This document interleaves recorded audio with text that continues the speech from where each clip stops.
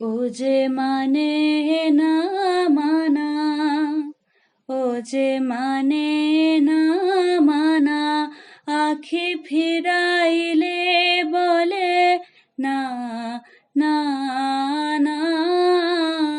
ও যে মানে না মানা, ও যে মানে না মানা, আখি ফিরাইলে বলে না না না।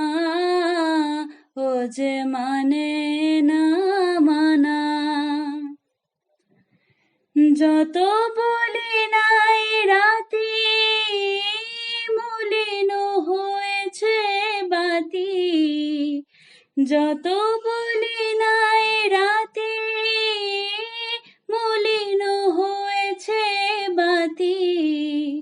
মুখ পানে চেয়ে বলে না না না। ও যে মানে না মানা, ও যে মানে না মানা।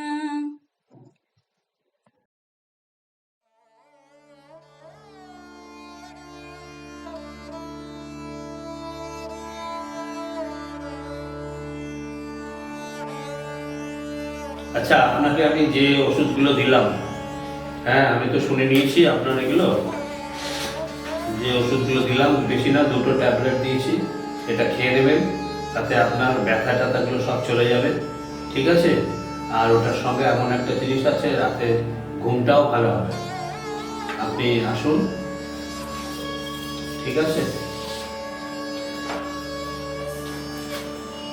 ঠিক আছে, আপনি এখন আসুন।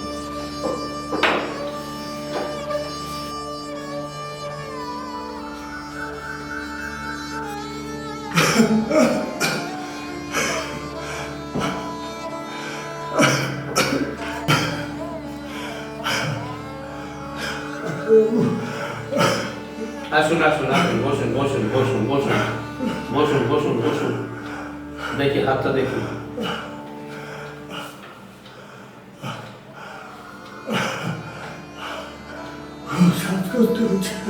হ্যাঁ বুঝতে পেরেছি, বুঝতে পেরেছি। ঠিক আছে ঠিক আছে ঠিক আছে।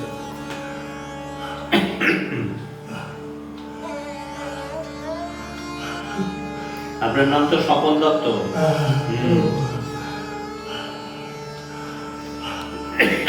এজ কত হবে?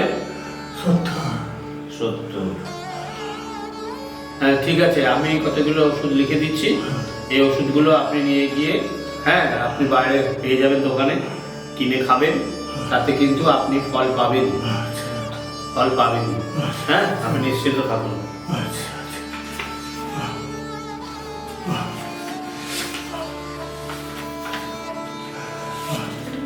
হ্যাঁ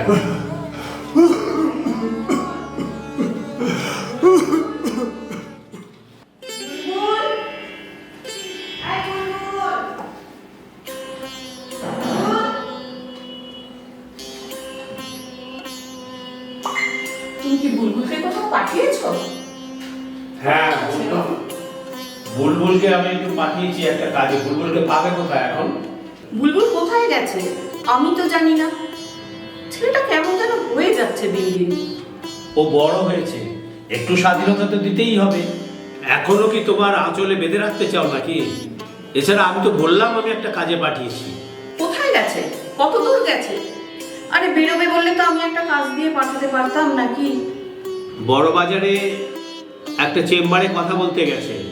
বাইরের পাশ করা ডাক্তার একমাত্র আমাদের ছেলে বুলবুল। ওর কি মতি ঘুরে গেছে? ও আর ইংল্যান্ডে ফিরে যাবে না? ভারতবর্ষে থেকেই প্র্যাকটিস করবে? ছেলে এলে ছেলের সাথেই কথা বলো, আমি কি উত্তর দেবো এর? ছোটবেলা থেকেই না তোমার আশকারা পেয়ে পেয়ে এইরকম দাঁড়িয়েছে। মাকে আর মানতেই চায় না। আসলে আসলে ননি ডাক্তারের ছেলে বুলবুল, ও তো বাপের মতো হবেই। যাক, বুলবুল এলে আমার সাথে দেখা করতে বলো। অনেক কাজ পড়ে আছে, আমি ভিতরে চললাম। আচ্ছা আচ্ছা আচ্ছা, ঠিক আছে ঠিক আছে।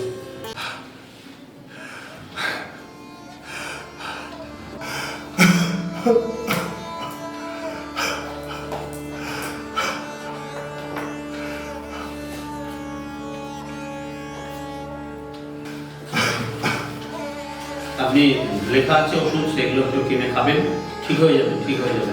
আচ্ছা ডাক্তারবাবু, হ্যাঁ, দুশ্চিন্তার কারণ নেই। নমস্কার। ঠিক আছে, নমস্কার, নমস্কার।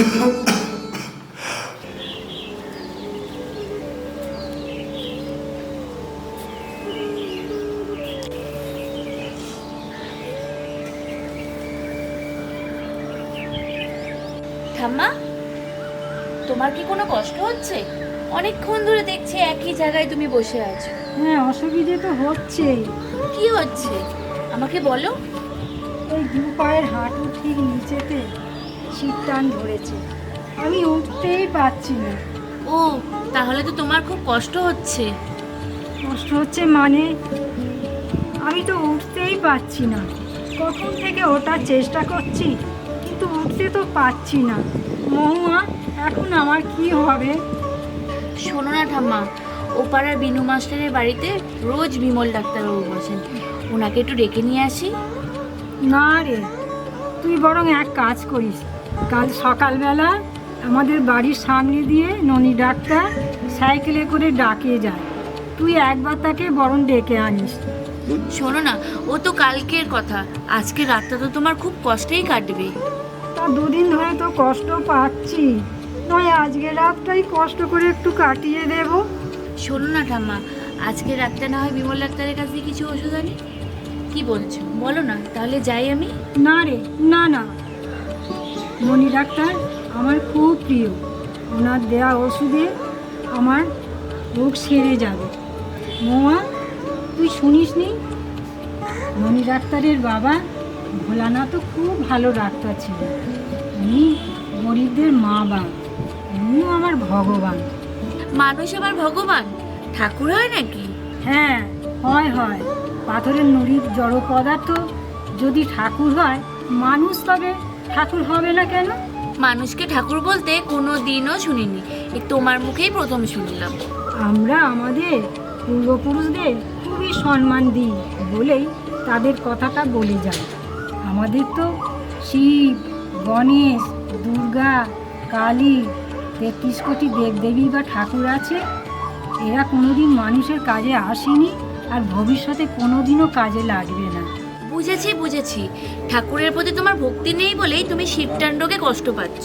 ঠিক আছে, আজকে রাতে আমি আমার শোবার ঘরে আমি একাই শুয়ে থাকবো, আর দেখবি ঠাকুরদের মধ্যে যে ডাক্তার চুপি চুপি এসে আমার পায়ের শীতটানের রোগটা ভালো করে দিই, তবেই জানবো জড় পদার্থ মন গড়া ঠাকুরগুলোর জগতে দাম আছে। এটা তুমি কি বললে? এটা আবার হয় নাকি? আর দেখবি রক্তে মাংসের গড়া ননি ডাক্তার কালকে এসে ওষুধ দিয়ে আমার শীত টানের রোগরা একদিনে ভালো করে দেবে। ননি ডাক্তার কিন্তু কল্পনা ঠাকুর নয়, তুই আর আমি সরাসরি তাকে চোখে দেখতে পাবো। তুমি ওসব কথা ছেড়ে দাও তো। শুধু ছেড়ে দিলেই হবে না, বয়সে বড় অভিজ্ঞতা মানুষের কথাগুলো ছোটদের শোনা অবশ্যই দরকার। তোমার তো মাথায় সব চুল পেকে গেছে দেখছি। আচ্ছা ঠাম্মা, তোমার বয়স কত হবে? আমার বয়স 4-20 কাছাকাছি তো হবে।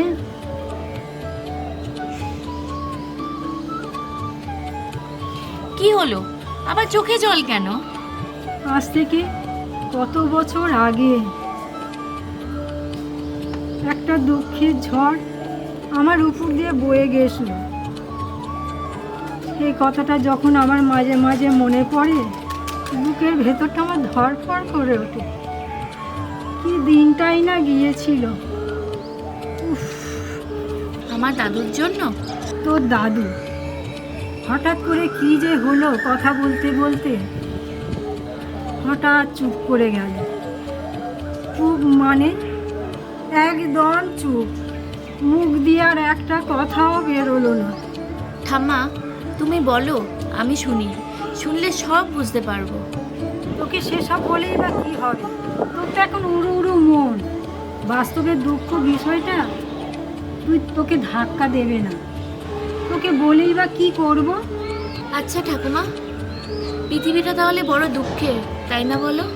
এই পৃথিবীতে সুখ আর দুঃখ দুটোই আছে, তবে আমার জীবনে দুঃখটা একটু বেশি রে। আজ থেকে কত বছর আগে যে রাতে তুই জন্মেছিলিস তার ঠিক পরের দিনই তোর মা শেফালি মারা গেল। আর তার ঠিক 1 মাস পরেই তোর বাবা আমার ছেলে যোগুও মারা গেল। গ্রামের লোকজন সেসব কথা ভুলে গেলে কি আমি কি ভুলতে পারি? না ভোলা যায়? কেন তোমার দুঃখ এত বেশি বলো তো? আমি ছোটবেলায় মা বাবার যে আদর পেয়েছি, তোর জীবনে তুই সেটা পাসনি। কারণ মা বাবা কি জিনিস তুই জানিস না। এটাও আমার বড় দুঃখ রে। তাহলে তুমিই তো আমার মা, তুমিই তো আমার বাবা। এটা আমি ঠিক বলতে পারবো না রে। শেষ বয়সে আরও একটা দুঃখ আমার মনে ভাসছে, সেটা আমার তোকে বলা ঠিক হবে কি না আমি জানি না। কি দুঃখ বলো? তুমি তো আমার শুধু ঠাকুমা নও, মাও বটে। তাহলে এত ইতস্তত কেন করছো বলো না, বলো আমাকে। মানুষ তো মরবেই একদিন না একদিন, তবে আমি আর বেশি দিন বাঁচবো না রে। আমি মরে গেলে তোর কি হবে? তুই একা কি করবি? ও কথা তোমাকে ভাবতে হবে না। তোমার ভাবনায় যে 33 কোটি দেবদেবী আছে, তাদের মধ্যে একজনকে ধরে নিয়ে পুজোর মাধ্যমে কাটিয়ে দেবো দিনটা। না না, ও পথের কথা মোটেই ভাবিস না। ভারতবর্ষের প্রতিটি রাজা রামমোহন রায় বলেছিলেন, মানুষ যেন পুতুল পূজা না করে, তবে মানুষের ভালো চেয়ে খারাপই হবে। তাহলে তুমি বলে দাও, আমি কোন পথ ধরে সময় কাটাবো? আমাদের দেশের মেয়েরা খুবই দুর্বলা, অসহায় ও স্বর্ণলতার মতো। স্বর্ণলতা যেমন একটা শক্ত গাছকে জড়িয়ে ধরে উপরে উঠে বেঁচে থাকে, তেমনি আমি কেন, সব মেয়েরাই একজন ছেলেকে বেঁচে বিবাহের মাধ্যমে বেঁচে নেয়। তাদেরকে আপনজন মনে করে নিয়ে সারা জীবন কাটিয়ে দেয়। এটা কিন্তু প্রকৃতির নিয়ম নয়, মানুষের তৈরি ধারাবাহিক ধারা। তাহলে কি এই ধারাকে আমাকেও ধরতে হবে? আমি একজন মেয়ে, আমি যেমন তোর দাদুকে পেয়েছিলাম, তুইও এক দুর্বলা মেয়ে, তোকেও তেমনি একটা কোনো ছেলের আশ্রয় নিতে হবে বই কি। সেই ধারাকে আমি কিভাবে পাবো? তাহলে আমি তাকে কিভাবে পাবো? ছেলেটার বয়স বেড়ে যাচ্ছে, সে খেয়াল আছে? ছেলের বয়স বাড়ছে, সে খেয়াল কে রাখবে, তুমি না আমি? আরে আমি তো ডাক্তারি নিয়ে ব্যস্ত থাকি। তুমি দেখো, একটা মেয়ে দেখো। তুমি রাজি থাকলে একটা কথা বলি। বলো। আমাদের দুটো বাড়ি পরে মহুয়া বলে একটা মেয়ে থাকে না, ভারী মিষ্টি নম্র স্বভাব।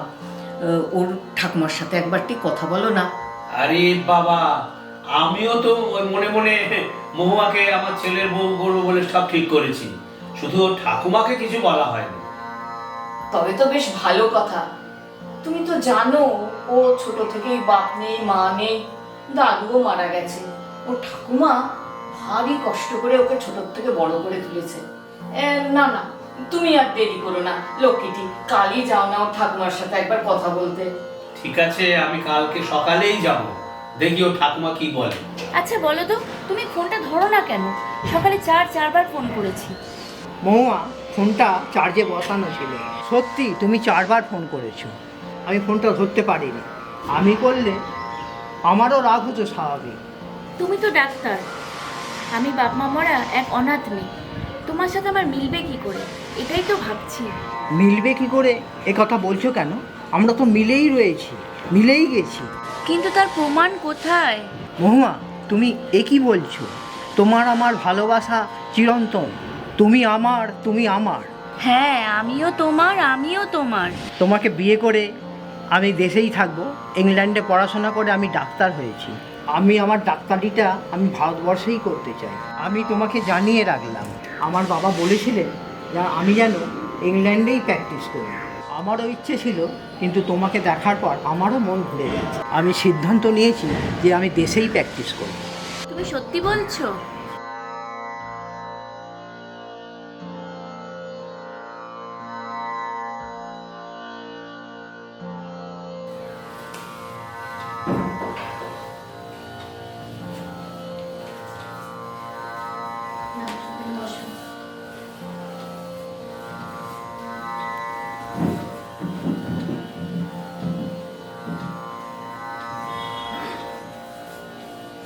কেমন আছেন? ব্যথাটা কেমন আছে?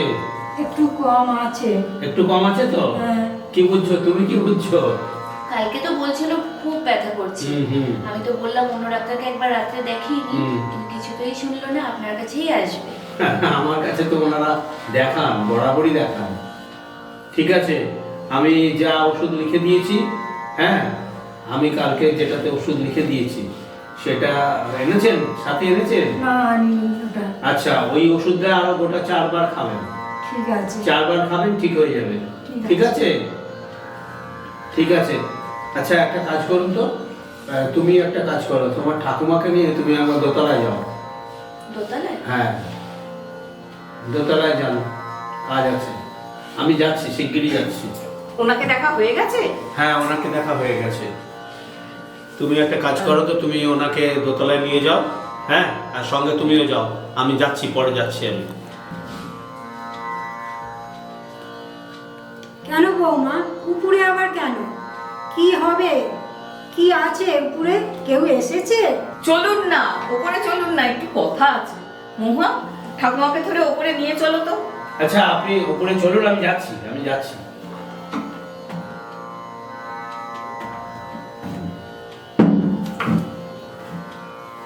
ধরে ফেলে নিয়ে আয়।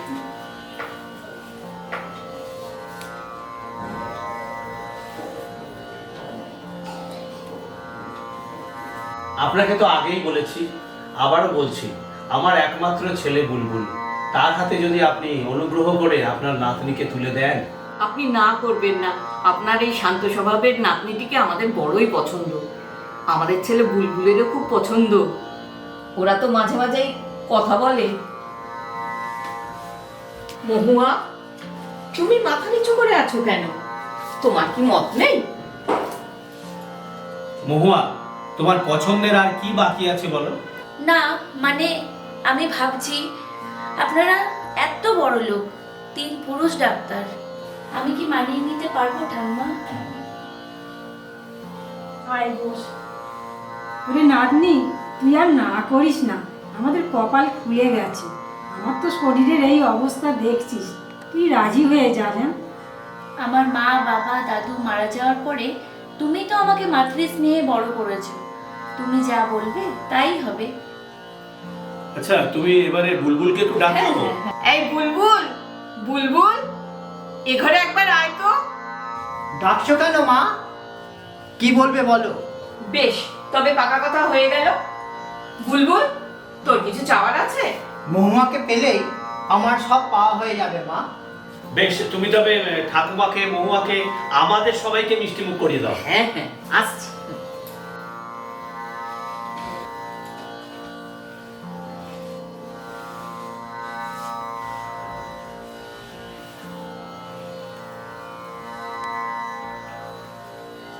মহুয়া, তুমি আমার পায়ে নও, থেকো আমার হৃদয়ে। ও যে মানে না মানা, ও যে মানে না মানা, আখি ফিরাইলে বলে না না না, ও যে মানে না মানা, ও যে মানে না মানা, আখি ফিরাইলে বলে না না না, ও যে মানে না মানা। যত বলি নাই রাতি, মলিন হয়েছে বাতি, যত বলি নাই রাতি, মলিন হয়েছে বাতি, মুখ পানে চেয়ে বলে না না না, ও যে মানে না মানা, ও যে মানে